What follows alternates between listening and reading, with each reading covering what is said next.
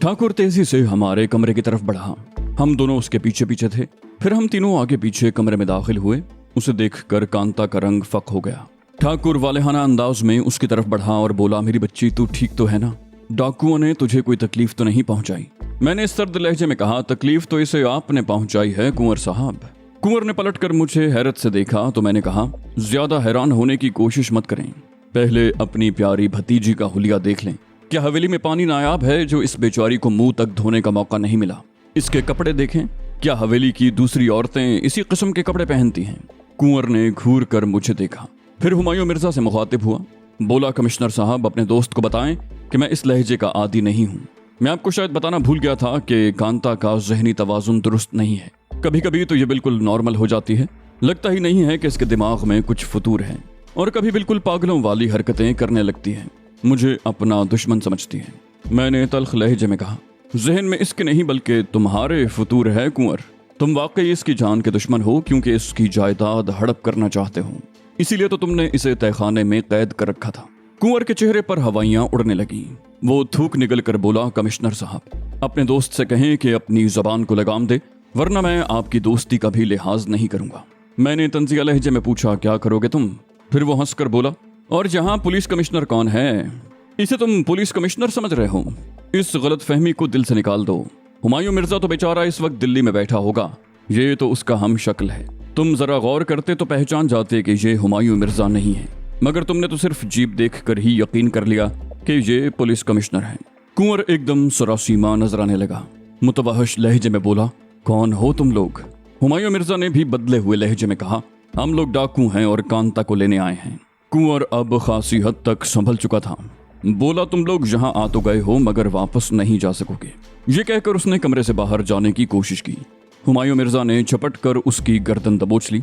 दूसरे ही लम्हे तैमूर ने रिवॉल्वर निकालकर उसकी कनपटी पर रख दिया। तैमूर ने सर्द लहजे में कहा, इतनी जल्दी मत करो कुंवर साहब, तुम भी हमारे साथ ही जाओगे। तैमूर ने आगे बढ़कर उसके मुंह पर एक झांपड़ रसीद कर दिया और दुरुस्त लहजे में बोला, सीधी तरह हमारे साथ चल, वरना खोपड़ी में पंक्चर कर दूंगा। कुंवर दांत पीस कर बोला, मैं? तैमूर के थप्पड़ ने उसका जुमला पूरा न होने दिया। इस मर्तबा उसने कुंवर के मुंह पर इतना जबरदस्त थप्पड़ मारा था कि उसके मुंह से खून बहने लगा। तौहीन के एहसास से कुंवर का चेहरा मस्ख हो गया। उसने कुछ कहने के लिए मुंह खोला, फिर सख्ती से होंठ भींच लिए। तैमूर ने सफाक लहजे में कहा, अब अगर आवाज निकली तो मेरा रिवॉल्वर चलेगा। कुंवर कुछ बोले बगैर बिफरे हुए अंदाज में उसे घूरता रहा। मैंने कुर्सी की पुश्त पर पड़ा हुआ तौलिया उठाकर कुंवर की तरफ बढ़ा दिया ताकि वो अपना चेहरा साफ कर ले। मैंने महसूस किया था कि तैमूर कुछ ज्यादा ही तशद्दुद पसंद होता जा रहा था। उस पे भी शायद ग्लोरिया का असर हो गया था, जो बात का जवाब गोली से देती थी। अचानक हुमायूं मिर्जा कमरे में दाखिल हुआ और कुंवर से बोला, मैंने तुम्हारे खास मुलाजिम को बुलवाया है, उसे हिदायत दो कि मेहमानों की गाड़ियां यहीं पहुंचा दे। मेरे ड्राइवर को भी बुला लो। कुंवर ने पूछा, तुम्हारा ड्राइवर? हुमायूं मिर्जा ने कहा, मेरा इशारा उस आदमी की तरफ है जो मेरे ड्राइवर का किरदार अदा कर रहा है, यानी पुलिस कमिश्नर की जीप चला रहा है। उसी वक्त कॉरिडोर में कदमों की आवाज गूंजी। तैमूर ने रिवॉल्वर कुंवर की कमर से लगा दिया और ऐसे रुख से खड़ा हो गया कि सामने वाले को रिवॉल्वर दिखाई न दे सके। फिर वो सफाक लहजे में बोला, अगर फालतू बकवास की तो पूरा चैम्बर तेरे जिस्म में खाली कर दूंगा। कुंवर का रंग जर्द पड़ गया। मैं भी तैमूर का लहजा सुनकर चौंक उठा था। उसके लहजे में कोई ऐसी बात थी जिससे ये लग रहा था कि वो जो कुछ कह रहा है कर देगा। चंद लम्हे के बाद किसी ने बहुत आहिस्तगी से दरवाजे पर दस्तक दी। मैंने कांता को बाथरूम में जाने का इशारा किया। कुंवर ने बारोब लहजे में पूछा, कौन? आवाज आई, हुजूर मैं हूँ बलवंत। आपने मुझे बुलवाया है सरकार? कुंवर बोला, हाँ बलवंत, ऐसा करो कि मेहमानों की गाड़ियां यहीं मंगवा लो, उनके ड्राइवर को भी बुलवा लो, ये लोग अभी यहाँ से रवाना होंगे। बलवंत ने मौदब लहजे में कहा, जी हुजूर। उसने कमरे में आने की जरूरत नहीं की थी। कुंवर ने मजीद कुछ कहना चाहा, और सुनो। हुमायूं मिर्जा ने होंठों पर उंगली रख कर उसे खामोश रहने का इशारा किया। दूसरी तरफ से तैमूर ने रिवॉल्वर की नाल उसकी पसलियों में अड़ा दी। कुंवर के लहजे में बेबसी थी। बोला, अच्छा ठीक है तुम जाओ। मैंने आहिस्ता से कहा, बाहर आ जाओ कांता। कांता बाथरूम से निकल आई। इस दौरान में उसने हाथ मुंह धो लिए थे। उसी की वजह से मैंने गाड़ियां यहीं मंगवाई थी ताकि कुंवर के किसी आदमी की नजर उस पर न पड़ सके। मुझे अचानक उस आदमी का ख्याल आया जिसे हमने बेहोश करके कॉरिडोर में फेंका था। मैंने उसके बारे में हुमायूं मिर्जा से पूछा तो उसने बताया कि तुमने जब दोबारा उसे बेहोश किया था तो हाथ कुछ ज्यादा ही जोरदार पड़ गया था, वो अब कभी होश में नहीं आएगा। तैमूर ने पूछा, उसकी लाश कहाँ गई? हुमायूं मिर्जा ने कहा, अभी जब मैं बाहर निकला था तो वो कॉरिडोर में पड़ी थी। इस तरफ कोई आया ही नहीं था। मैंने उसे खींच कर बराबर वाले कमरे में डाल दिया। फिर मुश्किल से 10 मिनट बाद मुझे गाड़ियों के इंजन की आवाज सुनाई दी। गाड़ियां कॉरिडोर के सामने वाले हिस्से में आकर ठहर गईं। थोड़ी देर के बाद फिर दरवाजे पर खफीफ सी दस्तक हुई और बलवंत सिंह ने मुअद्दब अंदाज में कहा, गाड़ियां आ गई हैं कुंवर साहब, मैं उनके ड्राइवर को भी बुला लाया हूँ। बेचारे ने अभी तक नाश्ता भी नहीं किया। कुंवर ने कहा, ठीक है अब तुम जाओ। फिर मैंने दूर होते हुए कदमों की चाप सुनी जो रफ्ता रफ्ता मादूम हो गई। हुमायूं मिर्जा ने कुछ देर तवक्कुफ किया, फिर वो दरवाजा खोलकर बाहर निकल गया। मैंने तैमूर से कुंवर का ख्याल रखने को कहा और खुद भी कॉरिडोर में निकल आया। कॉरिडोर में सन्नाटा था। वहां से मेरी गाड़ी और पुलिस जीप दिखाई दे रही थी। हम बरामदे की तरफ बढ़े तो गाड़ियों के पास मुझे 2 मुसल्ला मुहाफिज दिखाई दिए। हमें देखते ही वो मुस्तैद हो गए। हुमायूं मिर्जा ने तहक्कुमाना लहजे में कहा, बस ठीक है तुम लोग जाओ। उसके लहजे में कोई ऐसी बात थी कि वो दोनों सर झुकाकर वहां से चले गए। हम दोनों वहां से पोर्च में निकल आए। हुमायूं मिर्जा के उन 2 मुहाफिजों के अलावा वहां कोई नजर नहीं आ रहा था। फिर मैंने हुमायूं मिर्जा से कहा, चलो अब चलें, जो होगा देखा जाएगा। हम वापस कमरे में पहुंचे तो तैमूर अपना बैग उठाकर चलने को तैयार था। हमने आखिरी बार कमरे का जायजा लिया कि कोई चीज रह न गई हो जिससे हमारी निशानदही हो जाए। फिर मैंने तैमूर को इशारा किया कि कुंवर को बाहर ले चलो। तैमूर ने कुंवर की पसलियों में रिवॉल्वर अड़ाकर उसे बाहर की तरफ धकेला। उन दोनों के पीछे मैं और हुमायूं मिर्जा थे। कांता को हमने दरमियान में रखा था। हमें देखकर ड्राइवर ने फुर्ती से गाड़ी का दरवाजा खोल दिया। ड्राइविंग सीट हुमायूं मिर्जा ने संभाल ली। उसी के साथ कुंवर को अगली सीट पर बिठा दिया गया। मैं और कांता गाड़ी की पिछली नशिस्त पर बैठ गए। तैमूर ड्राइवर के साथ जीप में जा बैठा। फिर रवानगी से कबल उसे कुछ ख्याल आया तो वो झपट कर जीप से उतरा और अपने शाने से लटका हुआ बैग मेरे हवाले करते हुए बोला, खतरे की सूरत में तुम इस बैग से अच्छा काम ले सकते हो। ये कहकर वो फिर जीप में जा बैठा। मैंने कांता से कहा, जब तक हम इस मनहूस हवेली की हुदूद से बाहर न निकल जाएं, तुम सीट की बजाय पायदान पर बैठो ताकि कोई तुम्हें देख न सके। कांता ने सादतमंदी से मेरी हिदायत पर अमल किया और खिसक कर सीटों के दरमियान मुख्तसर सी जगह में बैठ गई। मैंने रिवॉल्वर निकाल कर कुंवर की पसलियों से लगा दिया और गुर्रा कर कहा, खामोशी से बैठे रहना। फिर हुमायूं मिर्जा ने झटके से गाड़ी आगे बढ़ा दी। चंद मिनट के बाद हम हवेली के वसीओ अरीज गेट तक पहुंच गए, जहां इर्द गिर्द कम से कम 1 दर्जन मुसल्ला आदमी तो होंगे। यहाँ सबसे नाजुक मरहला था। मैंने कुंवर की पसलियों में रिवॉल्वर का दबाव बढ़ा दिया। गेट पर मुतय्यन मुसल्लम मुहाफिजों ने कुंवर को हमारी गाड़ी में देखा तो वो एकदम मुस्तैद हो गए और उन्होंने फुर्ती से गेट खोल दिया। हुमायूं मिर्जा ने सन्नाटे से गाड़ी बाहर निकाल ली। बाहर निकलते हुए मुझे मुहाफिजों के चेहरों पर उलझन के आसार दिखाई दिए। वहां से तकरीबन 1 किलोमीटर के फासले पर कुंवर की एक चेक पोस्ट दिखाई दी तो हुमायूं मिर्जा ने गाड़ी की रफ्तार कम कर दी। वहां मौजूद मुहाफिज अपने कैबिन से बाहर निकल आया। वो दूर से हमारी गाड़ियों का जायजा ले रहा था। चेक पोस्ट के नजदीक पहुंचकर हुमायूं मिर्जा ने गाड़ी की रफ्तार बिल्कुल कम कर दी ताकि मुहाफिज कुंवर का चेहरा देख सके, मगर उसे शायद पहले ही इत्तला मिल चुकी थी कि इस गाड़ी में कुंवर साहब सवार हैं। कुंवर की झलक देखते ही उसने बैरियर उठा दिया। हुमायूं मिर्जा ने एकदम गाड़ी की रफ्तार बढ़ा दी और दूसरे ही लम्हे हम खतरे की हुदूद से बाहर आ गए। आजाद फजा में निकलने के बाद मैंने सुकून का सांस लिया और सीट की पुश्त से सर टिकाते हुए कांता से कहा, सीट पर आ जाओ कांता, खतरा टल चुका है। कुंवर ने झल्ला कर कहा, तुम लोग समझ रहे हो कि खतरा टल गया है, मगर मैं तुम्हें इतनी आसानी से नहीं छोड़ूंगा। दुनिया के दूसरे सिरे तक तुम्हारा पीछा करूंगा। तुमने मुझसे टकरा कर अच्छा नहीं किया। हुमायूं मिर्जा ने कहा, पहले तो मेरा इरादा था कि तुम्हें रास्ते में कहीं फेंक दूं, मगर अब ऐसा नहीं होगा। मैं तुम्हें फेंकूंगा जरूर, मगर जिंदा नहीं, मुर्दा। मुझे जबान दराजी बिल्कुल पसंद नहीं। कुंवर का लहजा एकदम बदल गया। बोला, मैंने तो हर तरह तुम्हारे साथ ताउन किया है। मैंने तल्ख लहजे में कहा, हाँ ये तुम ताउन की बात कर रहे थे ना। फिर कुछ तवक्कुफ के बाद कहा, इसका फैसला कांता करेगी। अगर इसने कहा तो मैं तुम्हें छोड़ दूंगा। बोलो, ये शर्त मंजूर है। कांता इस दौरान में सीट पर बैठ चुकी थी। उसने तड़क कर कहा, शर्म आती है इसे चचा कहते हुए। ये मेरी जान का दुश्मन तो है ही, वहां रहकर मेरी इज्जत पर भी आंच आ सकती थी। ये लोग मुझसे सादे कागज पर साइन करवाना चाहते थे। इसने ये काम उस मकरूह सूरत गैंडे सावन के सुपुर्द किया था और उससे वादा किया था कि काम होते ही मुझे उसके हवाले कर देगा। मैं इस पर थूकती हूँ। ये कहकर उसने वाकई कुंवर पर थूक दिया। मैंने पूछा, अब क्या कहते हो? हुमायूं मिर्जा ने कहा, इससे इत्मीनान से पूछेंगे, हमें कोई जल्दी नहीं। फिर वो इर्द गिर्द देखते हुए बोला, इस वक्त हम मुरादाबाद के निवाह में हैं। मैं जानबूझकर इस तरफ आया हूँ। यहाँ मेरे एक दोस्त की बहुत बड़ी कोठी है जो उमूमन खाली रहती है। वहाँ चलकर हम आराम भी करेंगे और इससे पुछगिछ भी करेंगे, मगर इसकी आंखों पर पट्टी बांध दो। मैं नहीं चाहता कि ये उसकी कोठी देख ले। वैसे तो इसके बचने का कोई चांस नहीं है, मगर 0.1% का रिस्क भी क्यों लिया जाए। मैंने गाड़ी में पड़ा हुआ मैला सा एक कपड़ा उठाया और मजबूती से ठाकुर की आंखों पर बांध दिया। फिर मैंने उसकी सीट खोलकर पीछे की तरफ कर दी ताकि बाहर वालों को वो आसानी से नजर ना सके। इस काम से फारिग होकर मैंने गाड़ी से बाहर झांका तो हैरान रह गया। हम मुरादाबाद की बजाय इलाहाबाद के निवाह में थे। हुमायूं मिर्जा कुंवर से ब्लफ कर रहा था। कुंवर यकीनन यही समझ रहा होगा कि हम मुरादाबाद में हैं, मगर हम इलाहाबाद में मौजूद थे। फिर हम किस वक्त इलाहाबाद पहुंचे मुझे कुछ इल्म न हो सका, क्योंकि खतरा टलते ही मैं सीट की पुश्त से सर टिका कर सो गया था। मेरी आंख खुली तो गाड़ी किसी वसी और अरीज कोठी के कुशादा पोर्च में खड़ी थी। हुमायूं मिर्जा मुझे आवाजें दे रहा था। मैं हड़बड़ा कर उठ बैठा। कांता भी मुसलसल मेरे बालों में उंगलियां फेर रही थी। कुंवर हस्बे मामूल अगली सीट पर बैठा था।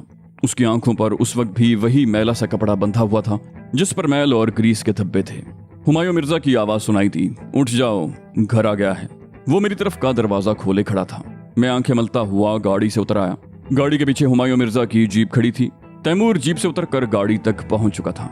उसने पैसेंजर सीट का दरवाजा खोला और कुंवर का गिरबान पकड़कर उसे बाहर घसीट लिया। वो इस हरकत के लिए ज़हनी तौर पर तैयार नहीं था, क्योंकि उसकी आंखों पर तो पट्टी बंधी हुई थी। वो लड़खड़ा कर घुटनों के बल पोर्च के पुख्ता फर्श पर आ गिरा। उसके साथ ही उसके मुंह से मुगल्लज़ात का तूफान सा उबल पड़ा। उस पर तैमूर ने उसकी पुश्त पर एक लात जमा दी। वो उठते उठते फिर औंधे मुंह गिर पड़ा। तैमूर ने आगे बढ़कर पुश्त से उसकी गर्दन पर पांव रख दिया। फिर सर्द लहजे में कहा, अब तेरी जबान से एक लफ्ज भी निकला तो एक ही झटके में गर्दन मरोड़ दूंगा। कुंवर के मुंह से फिर कोई लफ्ज न निकला। उसके हाथ आजाद थे। उसने तैमूर का पैर जकड़ लिया। तैमूर ने गर्दन से पैर हटाया तो कुंवर ने बिला हील हुज्जत उसे छोड़ दिया। फिर उसने आंखों पर बंधी हुई पट्टी खोलने की कोशिश की तो हुमायूं मिर्जा डपट कर बोला, अपने हाथ नीचे रखो, वरना मैं भी तुम्हारी गर्दन पर खड़ा हो सकता हूँ। हुमायूं मिर्जा के दो मुलाजिम भी कोठी से निकलकर पोर्च में आ गए थे। बज़ाहिर तो उनके हुलिये मुलाजिमों वाले थे, मगर उनकी हरकत सकनात और कसरती जिस्म देखकर मैं समझ गया कि वो लोग सिर्फ मुलाजिम ही नहीं, हुमायूं मिर्जा की फाइटिंग फोर्स के मेंबर भी हैं। हुमायूं मिर्जा उन दोनों से मुखातिब हुआ, इसे नंबर 7 में ले जाओ। वो दोनों कोई जवाब दिए बगैर मशीनी अंदाज में कुंवर की तरफ बढ़े और उसके ड्रेसिंग गाउन का कॉलर पकड़कर उसे उठा लिया। फिर वो दोनों उसे बेदर्दी से घसीटते हुए अंदर ले गए। हुमायूं मिर्जा ने उनके जाने के बाद कहा, ये मेरा एक अहम ठिकाना है। इस ठिकाने का इल्म सिर्फ चंद खास लोगों को है। आओ अंदर चलें। ये कहकर वो कोठी में दाखिल हो गया। मैंने सरसरी अंदाज में कोठी का जायजा लिया। उसकी आराइश में खास एहतमाम किया गया था। कॉरिडोर में वॉल टू वॉल कारपेट था और इतना कीमती और दबीज था कि चलते हुए मेरे पांव उसमें धंसे जा रहे थे। हुमायूं मिर्जा ने बताया, इस कोठी में ऊपर नीचे 18 कमरे हैं। उनमें से 6 साउंड प्रूफ हैं। जिन अफराद से पूछगिछ करना होती है उन्हें किसी साउंड प्रूफ कमरे में पहुंचा दिया जाता है। इस कोठी में राना अशरफ अली खान रहते हैं, जो जद्दी पुश्ती रईस हैं। मैं चौंक कर बोला, राना अशरफ अली खान? हुमायूं मिर्जा हंसकर बोला, घबराओ मत। राना साहब उमूमन यूरोप में रहते हैं। उनका कारोबार दुनिया भर में फैला हुआ है। 2-4 साल में एक आध दफा हिंदुस्तान भी आते हैं। लोग उनके नाम से तो वाकिफ हैं, मगर बहुत कम लोगों ने उन्हें देखा है। फिर वो मानी खयज अंदाज में मुस्कुराया, बोला, देख भी कैसे सकते हैं? असल में तो राना साहब का कोई वजूद ही नहीं है। मैंने कहा, इसका मतलब है कि राना साहब भी तुम खुद ही हो?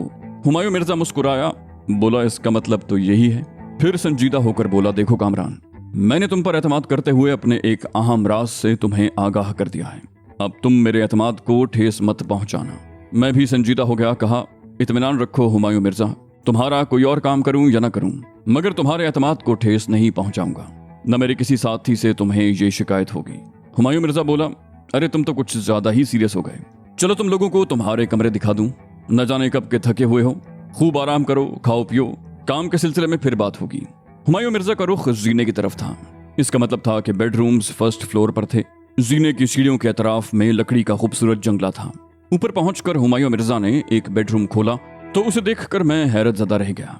कमरे के ऐन दरमियान में जहाजी साइज बेड था, जिस पर मुझ जैसे 4-5 आदमी बैक वक्त सो सकते थे। कमरा भीनी भीनी खुशबू से महक रहा था और अहम बात यह थी कि वो बेड, जिसे छपरकट कहना मुनासिब होगा, आहिस्ता आहिस्ता घूम रहा था। ऐसे बेडरूम मैंने उमूमन फिल्मों में देखे थे। एक लम्हे को मुझे ख्याल आया कि हुमायूं मिर्जा वो नहीं है जो वो जाहिर करता है। वो सरकारी ओहदे की आड़ में गैर कानूनी काम कर रहा है और दोनों हाथों से दौलत समेट रहा है। हिंदुस्तान जैसे मुल्क में जहां इंपोर्टेड बेड भी अय्याशी में शुमार होता है, लाखों रुपए का ये बेड इंपोर्ट करना हुमायूं मिर्जा जैसे सरकारी मुलाजिम के बस की बात तो नहीं थी।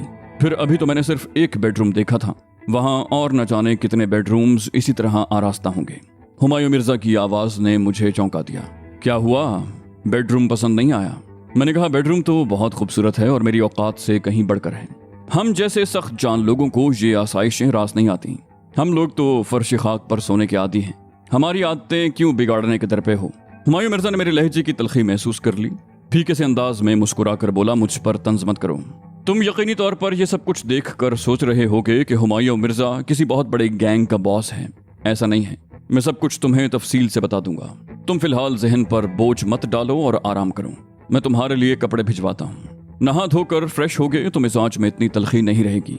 फिर वो तैमूर और कांता से मुखातिब हुआ, आओ तुम लोगों को भी तुम्हारे कमरे दिखा दूं। कांता ने कहा, मैं तो इसी कमरे में रहूंगी। मैंने हैरत से उसे देखा।